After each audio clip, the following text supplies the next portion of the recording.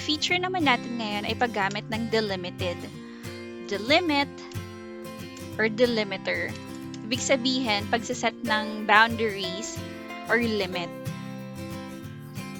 through Excel.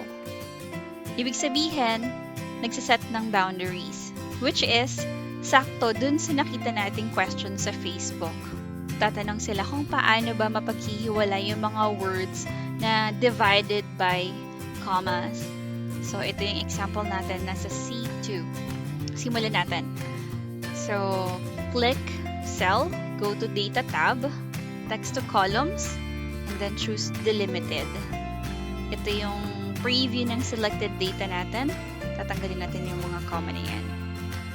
Next, and then choose comma. Napansin niyo ba? Ganito yung preview ng selected data natin. Pag inalis natin yung comma, ayan, magkakahiwa-hiwalay yung mga words. Next, choose kung anong data format ang gusto nyong maging format ng chosen cells. So, sa atin, general, okay lang din yan. Whatever suits you, and then finish. You see that?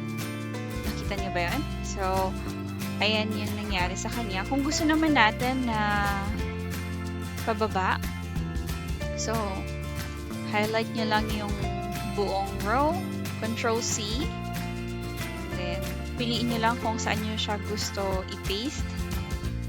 So, transpose natin. Oops, ulitin ko. So, highlight the row,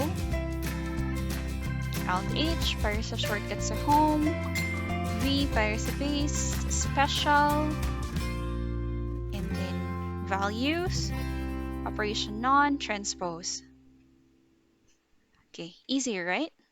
Meron ako ulit isang example. Ang tatanggalin natin ay yung @ sign sa pagitan ng mga words. Let's do it again.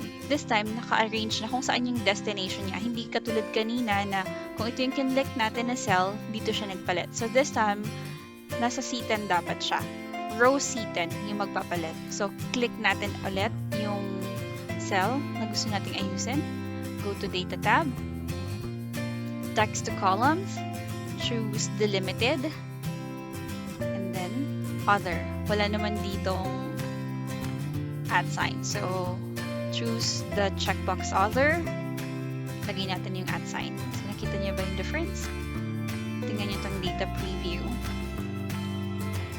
And then next, choose ulit yung data format.